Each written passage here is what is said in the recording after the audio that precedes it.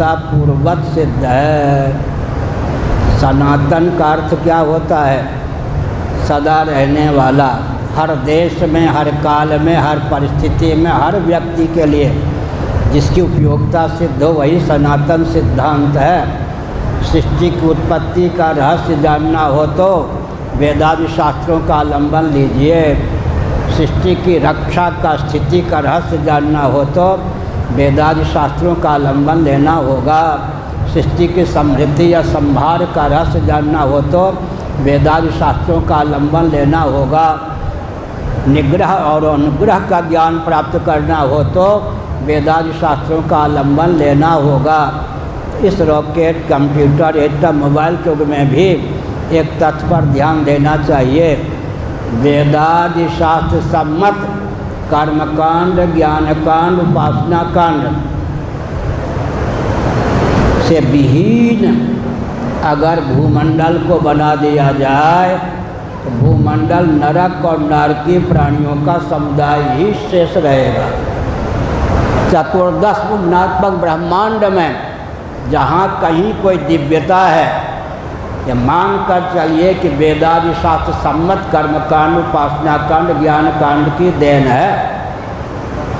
बृहदारण्यक के अनुसार मैं एक तथ्य उद्भाषित कर रहा हूँ, सावधान। आज जो देवराज इंद्र के पद पर प्रतिष्ठित हैं, कभी वे मर्त्यलोक में, बृहद भारत में, सतकुल में, अश्वमेध याग में अधिकृत थे।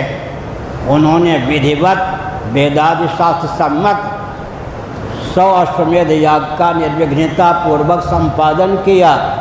उसके फलस्वरूप देहत्याग के बाद अवसर प्राप्त होने पर आज वे देवराज इंद्र के पद पर प्रतिष्ठित हैं। आज ब्रह्मा जी के पद पर, हिरण्यगर्भ के पद पर कौन प्रतिष्ठित हैं? बृहदारण्यक के अनुसार मर्त्यलोक में, बृहद भारत में, सतकुल में उत्पन्न थे। हमारी आपकी तरह वे मनुष्य थे। उन्होंने हिरण्यगर्भ से तादात्म्यपत्ति का क्या किया?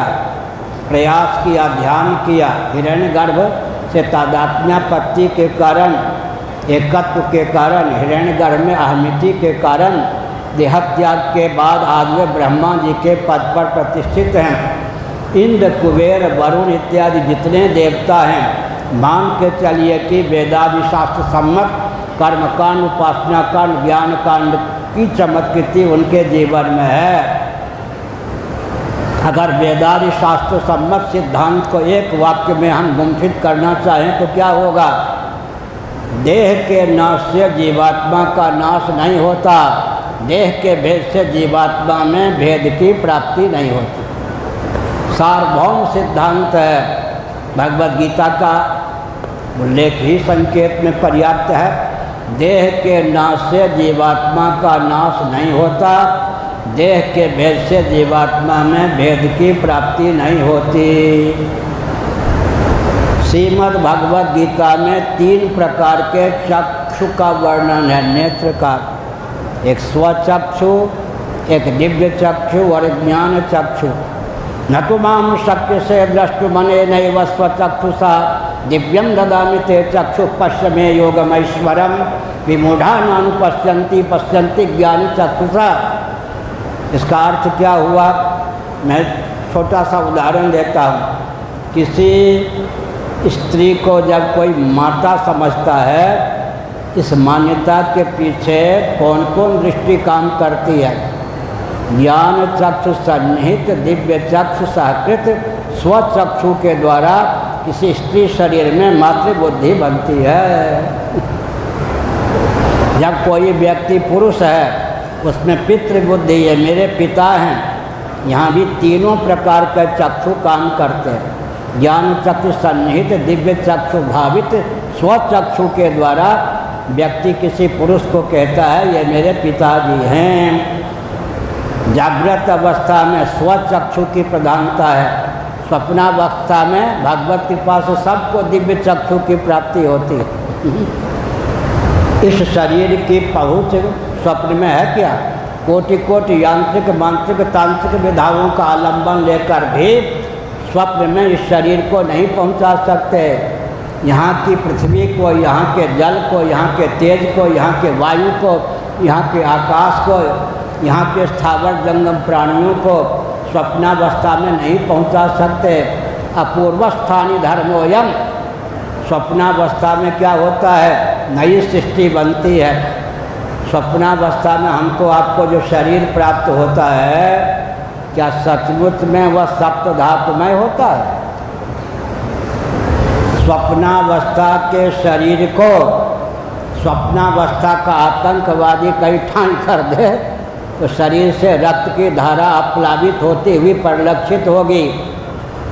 लेकिन नींद टूटने पर विचार करें कि क्या सचमुच में स्वप्नावस्था का जो शरीर होता है सप्त धातुमय होता है क्या? मनोराज्य का शरीर सप्त धातुमय होता है क्या? केवल चक्षुर्बंध के द्वारा, दृष्टिर्बंध के द्वारा सदा तद्भाव भावित होने के कारण स्वप्नावस्था में हमको मालूम पड़ता है कि चोट लगी, गिर पड़ा, रक्त की धारा पाँव से गिरने लग गई। सचमुच में स्वप्नावस्था में हमको जो शरीर प्राप्त होता है सप्त धातुमय नहीं होता। केवल भावना की प्रगल्भता से हमको लगता है कि स्वप्नावस्था का शरीर सप्त धातुमय है।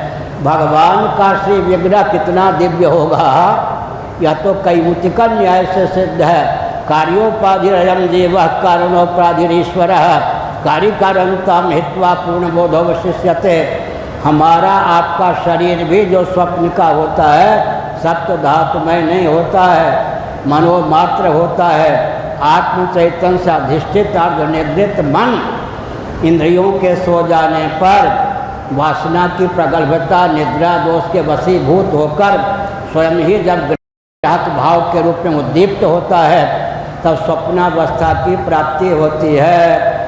लेकिन स्वप्नावस्था में एक शरीर, जागृत अवस्था का शरीर अपनी जगह लेटा होता है। स्वप्न में हमको व्यवहार संपादन के लिए एक नया शरीर प्राप्त हो जाता है। देह में भेद होने पर भी आत्मा में भेद तो नहीं होता ना। तभी तो मैं जो जगा था वही मैंने स्वप्न देखा, उसी मुझको गाढ़ी नींद की प्राप्ति हुई, अब मैं फिर जगा हूँ। इस प्रकार की प्रतिविज्ञा के बल पर डंके की चोट से सिद्ध होता है कि देह के भेद से जीवात्मा में भेद नहीं होता। कहीं हमको आपको भगवान गोविंद की कृपा से, इन संतों की कृपा से 5 मिनटों के लिए दिव्य चक्षु प्राप्त हो जाए। कल्पना कीजिए दिव्य चक्षु की प्राप्ति हो गई 5 मिनटों के लिए। अब आप संकल्प कीजिए, अनादिकाल से अब तक मैंने जितने शरीरों को सब बना दिया है, मेरे द्वारा त्यागे गए उन सब शरीरों का एक कालावच्छेदन मुझे दर्शन प्राप्त हो तो क्या होगा? हम में आप में से एक एक जीव ने अनादिकाल से अब तक जितने शरीरों को सब बना दिया है, कदाचित एक कालावच्छेदन उन सब शरीरों का हमको दर्शन प्राप्त हो। एक एक जीव के द्वारा त्यागे गए शरीरों से कोटि कोटि ब्रह्मांड पट जाए। गणित का अर्थ क्या होता है? गणना योग्य जो गणेय है उसका अंकन गणित है। अगणित का अर्थ क्या होता है? ईश्वर के कार्यालय में भी लेखा जोखा नहीं है कि अनादिकाल से अब तक एक एक जीव ने जितने शरीरों को सब बना दिया है, कदाचित उसके द्वारा त्यागे गए उन सब शरीरों का उसे एक कालावच्छेदन दर्शन प्राप्त हो। एक एक जीव के द्वारा त्यागे गए शरीरों से कोटि कोटि ब्रह्मांड पट जाए। उन शरीरों की अपेक्षा यह शरीर एक अधिक है, अधिक से अधिक तो यही कह सकते हैं ना। इसलिए ऐसा प्रयास करना चाहिए कि जन्म और मृत्यु की जो अनादि अजस्र परंपरा है उसका आत्यंतिक उच्छेद हो। इसका उपाय भगवान ने भगवद गीता के 5वें अध्याय के अनुसार क्या किया, कहा, इसका उपाय बताया। यही वित्यर्जिता सर्गो ये शाम साम्य स्थितम मनः निर्दोषम समम ब्रह्म तस्मात् ब्रह्मण ते स्थिता। उन्होंने जीवन काल में ही पुनर्भव पर विजयश्री प्राप्त कर ली, जिनका मन सकल सदोष और विषम अनात्म प्रपंच से उपरत होकर निर्दोष असम परमात्मा में सन्निहित हो गया। असतोमा सद्गमय तमसोमा ज्योतिर्गमय मृत्योरमा अमृतम गमय।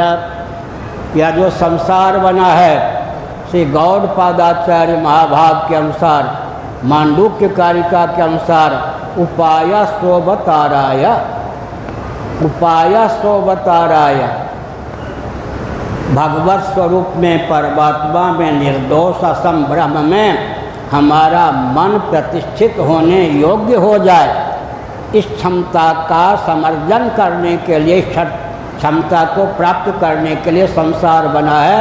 उपायस्तोबताराय भगवत स्वरूप में चित्त अवतीर्ण होने योग्य, प्रतिष्ठित होने योग्य, सन्निहित होने योग्य हो जाए, ऐसा बल और वेग जीवन में अर्जित करने की आवश्यकता है।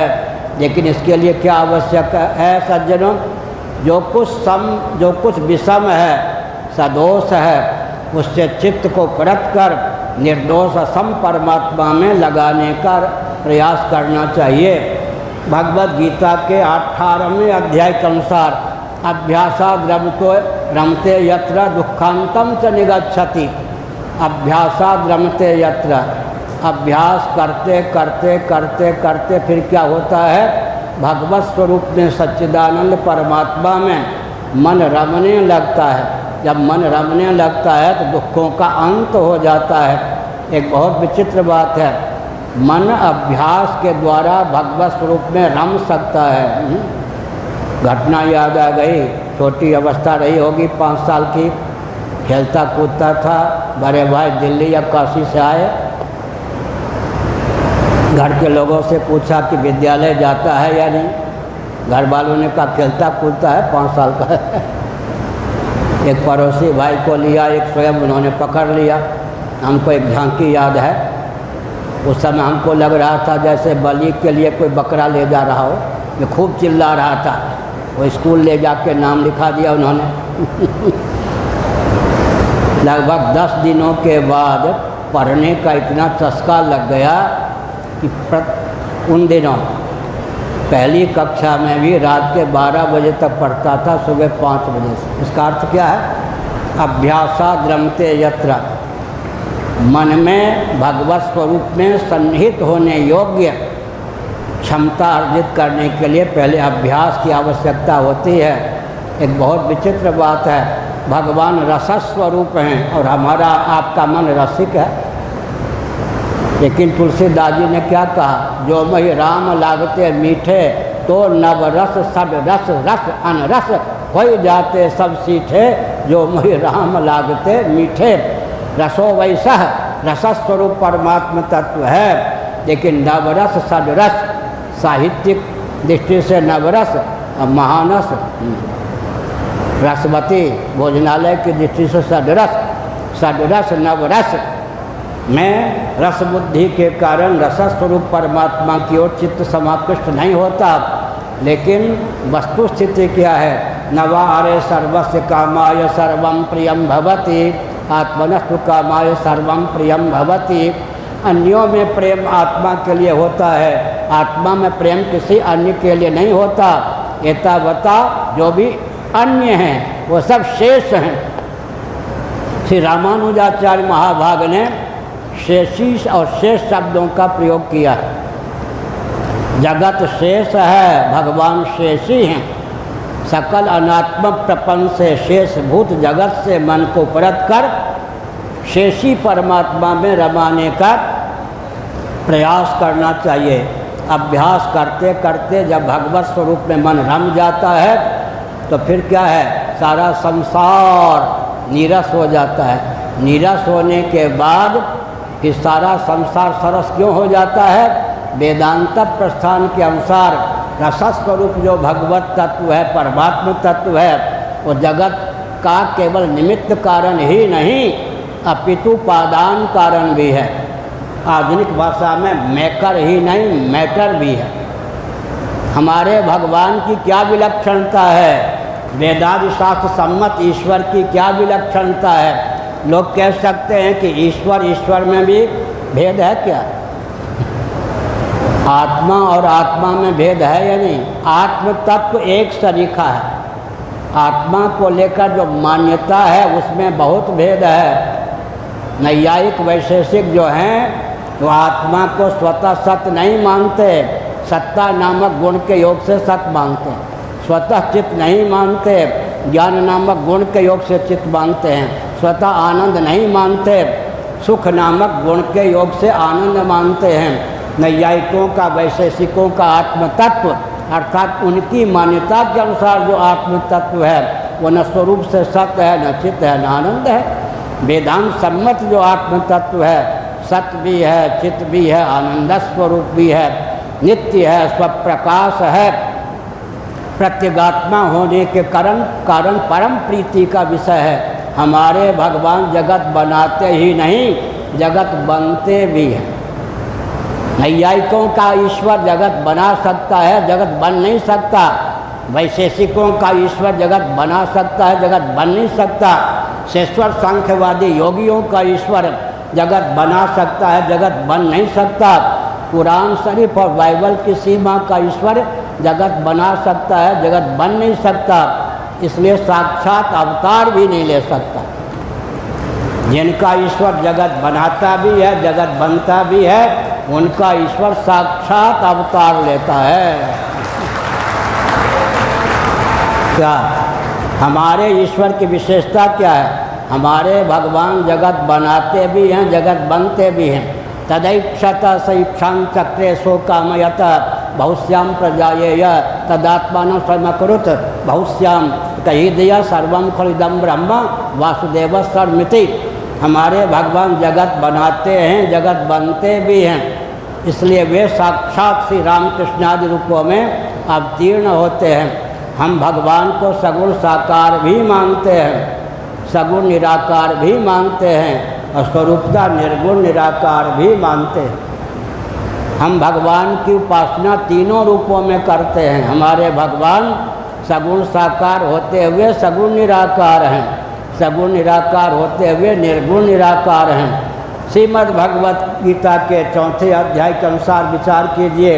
अजोपि सन् अव्ययात्मा भूतानाम ईश्वरोपि सन्, केवल इस वचन के अनुसार ही संभवाम युगे युगे तदात्मानम सजाम्यहम। इन वचनों के अनुसार विचार करें। भगवान ने कहा मैं अज हूँ, अव्ययात्मा हूँ, ऐसा कहकर भगवान ने अपने निर्गुण निराकार स्वरूप को ख्यापित किया।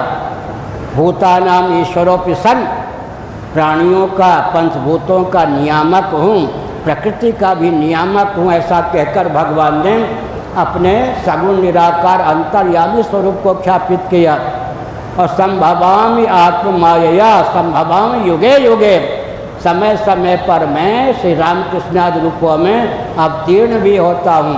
हमारे भगवान सगुण साकार भी हैं, सगुण निराकार भी हैं, निर्गुण निराकार भी हैं। हम लोग भी इस शरीर में तादात्म्यापत्ति की दशा में सगुण साकार है। स्वप्नावस्था में जो शरीर हमको व्यवहार संपादन के लिए प्राप्त होता है उसमें तादात्म्यापत्ति के कारण स्वप्न में भी सगुण साकार हो जाते हैं। लेकिन कर्मेंद्रियां सगुण निराकार हैं, ज्ञानेंद्रियां सगुण निराकार हैं, अंतःकरण सगुण निराकार है, प्राण सगुण निराकार हैं। केवल सूक्ष्म शरीर में या लिंग शरीर में या अतिवाहिक शरीर में तादात्म्यापत्ति की दशा में हम सगुण निराकार होते हैं। तत्वता निरुपाधिक धरातल पर हम निर्गुण निराकार होते हैं। हम निर्गुण निराकार होते हुए सगुण निराकार हैं, सगुण निराकार होते हुए हम सगुण साकार भी हैं। वायु तत्व निराकार है फिर भी उसका अस्तित्व है या नहीं? आकाश निराकार है फिर भी उसका अस्तित्व है या नहीं? अच्छा, बुरा न मानो, होली है। भोजन सगुण साकार है, भूख सगुण निराकार है। भूख आंखों से दिखाई पड़ती है क्या? भूख सगुण साकार है, भोजन सगुण साकार है, भूख सगुण निराकार है, अब भोजन सगुण साकार है। सगुण साकार भोजन करने पर सगुण निराकार भूख की निवृत्ति हो जाती है। प्यास सगुण निराकार है, पानी सगुण साकार है। सगुण साकार पानी को पीने पर सगुण निराकार प्यास की निवृत्ति हो जाती है। यह चमत्कार है या नहीं? इसी प्रकार से भगवान नाम लोग कह सकते हैं कि इस रॉकेट, कंप्यूटर, एटम, मोबाइल के युग में राम राम राम राम कहने की आवश्यकता क्या? इसका उत्तर सुन लीजिए। आप सब तो सात्विक हैं, आस्तिक हैं, फिर भी उत्तर सुनिए। गाढ़ी नींद आपको आती है या नहीं? आती होगी। खर्राटे लेकर कोई लालू नामक या कालू नामक व्यक्ति सोया हुआ हो, लालू जी प्रसन्न होते हैं जब उनका नाम लिया जाता है। खर्राटे लेकर कोई लालू या कालू नामक व्यक्ति हो सोया हुआ, उसका नाम लेकर पुकारा जाए, लालू लालू या कालू कालू। अब प्रश्न उपस्थापित होता है, जब कोई व्यक्ति खर्राटे लेकर सोया होता है, उसका नाम लेकर उसे पुकारा जाता है, तो क्या वह अपना नाम सुनने के बाद जगता है या जगने के बाद नाम सुनता है? पीले वस्त्र वाले सोए हुए व्यक्ति को जब खर्राटा लेकर सोया होता है, उसका नाम लेकर उसे पुकारा जाता है, तो नाम सुनने के बाद वह जगता है या जगने के बाद नाम सुनता है? हाँ, सुनने के बाद। तो सोया हुआ कैसे है?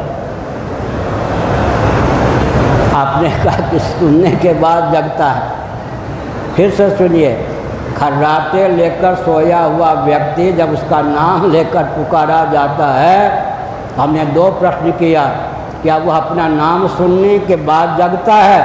इन्होंने कहा नाम सुनने के बाद जगता, तो सोया हुआ सिद्ध नहीं होता। और जगने के बाद नाम सुनता है तो नाम जगाने वाला सिद्ध नहीं होता। तो लालू कालू जैसे लौकिक नाम में भी, लौकिक शब्द में भी अचिंत शक्ति का सन्निवेश है, जिसके कारण सोए हुए व्यक्ति को जब उसका नाम लेकर पुकारा जाता है, तो न तो वो नाम सुनने के बाद जगता है, न जगने के बाद नाम सुनता है। शब्द की अचिंत शक्ति की महिमा से वह जग जाता है। जब लौकिक लालू कालू जैसे नाम में भी इतनी शक्ति का सन्निवेश है, तो ऋग्वेदादि संबत श्री राम, कृष्ण, वामन, माधव, अच्युत, नारायण, इन नामों में अमोघ अचिंत शक्ति का सज्जनों सन्निवेश है। इसलिए नाम, तुलसीदास जी ने क्या बताया? नाम को लेकर भवसागर चाह थाह जो पावा, भवसागर में जो थाह पाना चाहे, अब भवसागर चाह पार जो पावा, भवसागर से जो पार होना चाहे, और नाम लेत भव सिंधु सुखा ही, भव सिंधु सूख जाए, आनंद सिंधु के रूप में परिणत हो जाए। भगवान नाम में तीनों प्रकार की क्षमता सन्निहित है। भवसागर में था, भवसागर का था पा सकते हैं नाम के बल पर, भवसागर के पार जा सकते हैं नाम के बल पर। सबसे ऊंची महिमा क्या है? भवसागर भव सिंधु आनंद सिंधु के रूप में परिणत हो सकता है, भव सिंधु सुखा सकता है, सूख जाता है नाम के बल पर। आपको विश्वास हो इसके लिए मैं क्या कहता हूँ? राजस्थान है ना, पहले मरुस्थल, अभी भी उधर कुछ मिल सकता है। मरुस्थल में अगाध जल राशि का दर्शन होता था। अनभिज्ञ व्यक्ति समझता था कि अपार जल राशि है, उस पार कैसे जाऊंगा, नौका इत्यादि का कोई उपाय साधन नहीं सुलभ है। लेकिन जब कोई व्यक्ति कहता था क्यों डरते हो, या तो मरुभूमि है, यहाँ तो जल है ही नहीं, देखो यहाँ की बालुका को उठा के देखो, आँखों के सामने जल नहीं है, इसी प्रकार आगे भी जल नहीं है।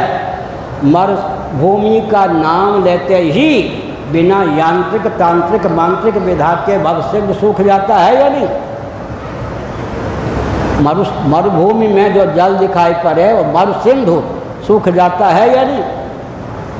बिना यांत्रिक तांत्रिक मांत्रिक विधा का आलम्बन लिए केवल मरुस्थल का ज्ञान होने मात्र से वहाँ का जल सूख जाता है, माने होता ही नहीं, वस्तु स्थिति का ज्ञान हो जाता है। नायम सर्पो रज्जुरियम, मंद अंधकार में रज्जु खंड निपतित है, किसी की उसमें सर्प बुद्धि हो गई, जानकार ने कहा नायम सर्पो रज्जुरियम, क्यों डरता है, यह सर्प नहीं रस्सी है, निरीक्षण परीक्षण के द्वारा रस्सी का ज्ञान हो गया तो सर्प कहाँ चला गया, विलीन हो गया या नहीं।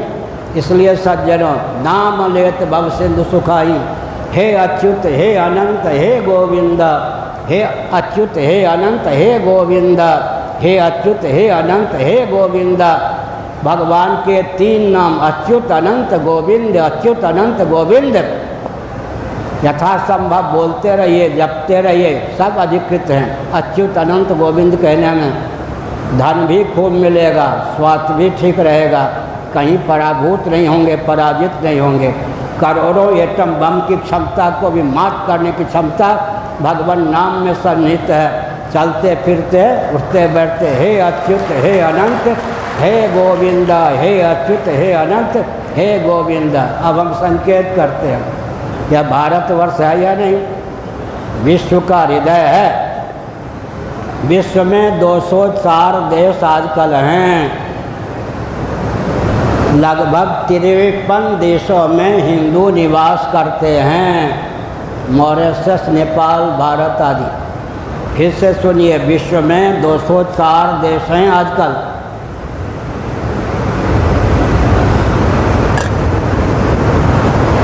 तिरपन देशों में, कम से कम 53 देशों में हिंदू निवास करते हैं, मॉरिशस आदि में।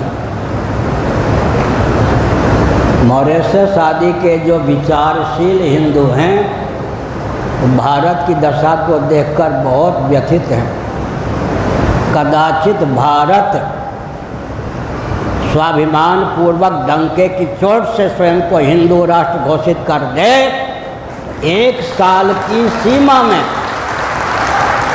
केवल 1 वर्ष की सीमा में मॉरिशस आदि विश्व के 15 देश स्वयं को हिंदू राष्ट्र घोषित कर दें।